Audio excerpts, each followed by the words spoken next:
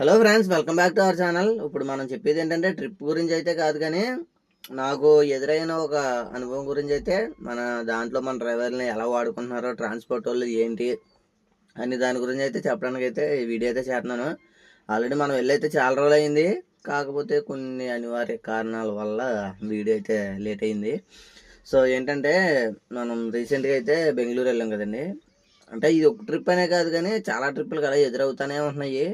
ఎలాగంటే ఫస్ట్ అక్కడికి వెళ్ళిన తర్వాత వాళ్ళకి అనుకూలంగా మార్చుకుంటానికి ఏ సిచ్యువేషన్ అన్నా సరే, ఎందుకంటే డ్రైవర్లు కాంపిటీషన్ ఫుల్గా ఉంది కాబట్టి ఇంకా చచ్చినట్టు మన దారికి రప్పించుకునేలా చేస్తున్నారు. ఎలా అంటే ఫస్ట్ వెళ్ళాను నేనైతే ఇక్కడ నర్సీపట్నం నుంచి బెంగళూరు ఎనకరేది. తర్వాత బెంగళూరులో అన్లోడ్ అయిపోయిన తర్వాత ఆఫీస్ దగ్గరికి వెళ్ళిన తర్వాత ఏమో అక్కడ లోడ్ అయితే లోకల్ బళ్ళు ఉంటాయి కదా, అవి మేము వెళ్ళమన్నా కానీ లేదు లేదు వెళ్ళాల్సిందే అనే టైప్లో ఉండి వాళ్ళకే చెప్తున్నారు. నేను తెలుగు వాళ్ళ బండి మొత్తం 2 బళ్ళు ఉన్నాయి, మొత్తం 3 బళ్ళు ఉన్నాయి. మా బళ్ళకి కేరళ చెప్పమని మేము వెళ్ళి ఆఫీస్ దగ్గర ఎదురుగా కూర్చున్నా కానీ చెప్పట్లేదు. ఆ కన్నడ వాళ్ళు అంటే కర్ణాటక లోకల్ బళ్ళు మటుకి మేము వెళ్ళమన్నా కానీ వాళ్ళకే చెప్తున్నారు. సరే అయితే అన్న ఇలా కాదు, ఇంకా ఇక్కడ బండి ఎట్టుకొని చూడడం ఎందుకు వచ్చింది, పాటలో ఏమైనా ఉంటే చూడండి అని చెప్పేసి అన్నాం. ఆల్రెడీ మన వీడియోస్ కంటిన్యూస్గా చూసే వాళ్ళకైతే వాళ్ళకి కూడా తెలుస్తుంది. ఆ కిరాయి వేసుకొస్తే మనకి పాటలోడు అన్నారు. అది ఇంతకే దానికి రీసెంట్గా మనం యూట్యూబ్లో కూడా షార్ట్ వీడియో పెట్టాం. శ్రీరామ్ దాస్ మూవీలో ఐస్ మొక్క చేతులంతా తడుపుకుంటూ వచ్చి ఎంత మిగిలింది ఆ టైపు. ఫస్ట్ కిరాయి అది అసలైంది కస్టమర్ దగ్గర తీసుకున్న కిరాయి 20,000 అంటండి. అది బెంగళూరు నుంచి నందిగామ లోపల మదిరాకి 20,000 అంటండి.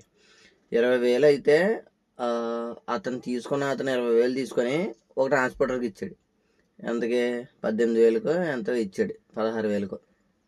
దాని తర్వాత అతను ఇంకో ట్రాన్స్పోర్టర్కి ఇచ్చాడు. అతను 12,000కే ఎంతో సంథింగ్. మనకు చెప్పిన రేట్లు, వాళ్ళు ఎంత తీసుకున్నారు ఏంటో అనేది తెలీదు. 12,000కి అన్నారు. మనకి ఎంతకి ఇచ్చారు? అది 11,000కి ఇచ్చారు. 11,000లో మళ్ళీ కమిషన్ అయ్యి అన్నారు. ముందు 10,000 అన్నారు. అన్న కాదు 12,000 అన్న, లేకుండా ఎలాగన్నా అయ్యి అంటే సరే అయితే అని చెప్పి 11,000 ఇచ్చారు. మళ్ళీ దాంట్లో కమిషన్ అన్నారు. అంటే మన చేతికి 10,000 మిగులుతుంది అది వేసుకొస్తే. సరే ఇంకా మనం ఎలాగా లోడు వెయిట్ కూడా తక్కువే కదా, వేసుకొస్తే మనం ఇంటికి పోవడానికి ఉంటుంది కదా అని చెప్పేసి వేసుకొచ్చిన తర్వాత ఇక్కడ అన్లోడింగ్ చేసిన తర్వాత ఏమైందంటే, ఫస్ట్ ఎవరైతే 20,000 కిరాయి తీసుకున్నారో వాళ్ళు ఇక్కడ కస్టమర్ దగ్గర 20,000 తీసుకున్నారు. సో ఇక్కడ కస్టమర్కి అయితే లోడ్ అప్ చెప్పాలి. కానీ సెకండ్ అతను కూడా మళ్ళీ మధ్యలో ఉన్న అతనికి డబ్బులు కొంచెం ఆపాడు, కానీ ఫోన్ ఎత్తుతలా. మొత్తం దీంట్లో 4 ఉన్నారండి. 4 ఎలాగంటే ఫస్ట్ పార్టీ దగ్గర నుంచి ఒక అతను తీసుకున్నాడు, అతని దగ్గర నుంచి ఇంకో అతనికి, తర్వాత మనకు వచ్చింది. ఇంతమందిని చేతులు తడుపుకుండా వచ్చింది ఆ కిరాయి. తర్వాత మధ్యలో ఇప్పుడు ఈ ట్రాన్స్పోర్టర్లు మొత్తం 3 ఉన్నారు కదా, ముగ్గురులో మధ్యలో డబ్బులు తీసుకొని ఫోన్ ఎత్తిలా. ఈ చివరోడు జెన్యున్గా ఉన్నాడు, మధ్యలో వాడు ఎందుకని ఫోన్ ఎత్తలేదు. మనం అన్లోడింగ్ పాయింట్కి వెళ్ళిపోయాం, పొద్దున్న 8ంటికి వెళ్ళాం. అదిగో ఇదిగో అని చెప్పేసి ఫోన్ ఎత్తడం మానేసి కిరాయి ఇచ్చేసి మొత్తం టార్చర్ పెట్టేశారని ఏడిపించేశారు. ఇంకా వాళ్ళకి పోయిందే ఉంది, ఫ్యాన్ కింద కూర్చుంటారు, లేట్ అయితే లేట్ అవుతుంది అనే టైప్లో ఉంటుంది. పొద్దున్న వెళ్ళిన బండి సాయంత్రం 8-9 అయినా కానీ రెస్పాన్స్ లేదండి. యువతల కస్టమర్ దింపుకునే కస్టమర్ మంచోడు కాబట్టి, తమ్ముడు నేను ఇబ్బంది పెట్టను, వేసుకొచ్చి నీకు ఎంత బ్యాలెన్స్ ఇవ్వాలో అంత ఇచ్చేస్తాను అని చెప్పేసి అన్నాడు. సరే అన్న అయితే అని చెప్పేసి వేసుకొచ్చాను. నాకు 3,000 బ్యాలెన్స్ ఇవ్వాల్సి అయితే ఇచ్చాడు. అతను నేను అప్పుడు మొదలెట్టాం. ఎవరికి ఉండే తెలివితేటలు వాళ్ళకు ఉంటాయి కదా. కస్టమర్ నేను కలిపి నాకు ఫోన్ చేశారు ట్రాన్స్పోర్టర్లు, లోడ్ దింపేసావని. లోడ్ అయితే దింపలేదు, మా ఊరెట్టుకు వెళ్ళిపోతున్నాను అన్నాను. కస్టమర్ అన్నాడు, బండి సైడ్లోకి వచ్చింది కానీ లోడ్ దింపలేదు, మీ వాడు వేసుకెళ్ళిపోతున్నాడు, మళ్ళీ నేను డబ్బులు ఇవ్వాలంట కదా, ఇప్పుడు నా సరుకు అప్ చెప్పండి మీరు అని చెప్పేసి కస్టమర్. ఇద్దరం ఎలాగనేటప్పటికి ఇంకా వాళ్ళకి అప్పుడు మొదలెట్టినండి.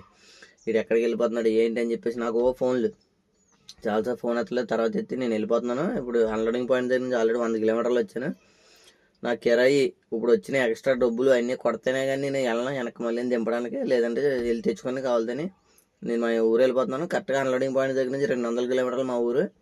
నేను అక్కడికి వెళ్ళిపోతాను, అక్కడికి వచ్చి తీసుకెళ్ళండి, నాకు ఇవ్వాల్సిన డబ్బులు రూపాయలు చూద్దాం అని చెప్పేసి తీసుకెళ్ళండి అని చెప్పేసి అంటే, తమ్ముడు లేదు అది కాదు ఇది కాదు, నీకు డీజిల్కి అవి ఎక్స్ట్రా ఇప్పిస్తాము అవి అని చెప్పేసి అని మనకి ఇవ్వాల్సిన డబ్బుల కన్నా ఇంకో 1000 రూపాయలు ఎక్స్ట్రా ఇచ్చి మరి దింపించుకున్నారు. సో మనం 11,000 అనుకున్నది కాస్త 11,000 ప్లస్ దాంట్లో కమిషన్ అనుకున్నాం కదా, కమిషన్ పోయింది. ఒట్టంగా 11,000 అయితే మనకు మిగిలినాయండి. అది ఎలా చెప్తాను సిచ్యువేషన్, నిజంగా అవతల కస్టమర్ మంచోడు కాబట్టి ఓకే, దింపేసుకున్న తర్వాత నువ్వెవడో నాకే తెలిసి నేను డబ్బులు ఇస్తాను ఆల్రెడీ అన్నాడు అనుకో, ఏంటి పరిస్థితి అప్పుడు? వెళ్ళిన డ్రైవర్ పరిస్థితి ఏంటి?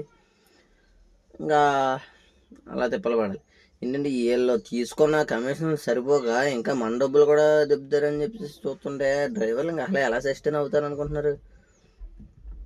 ఫీల్డ్ మటుకి మరీ నా ఉద్దేశం అయితే దారుణంగానే ఉందండి.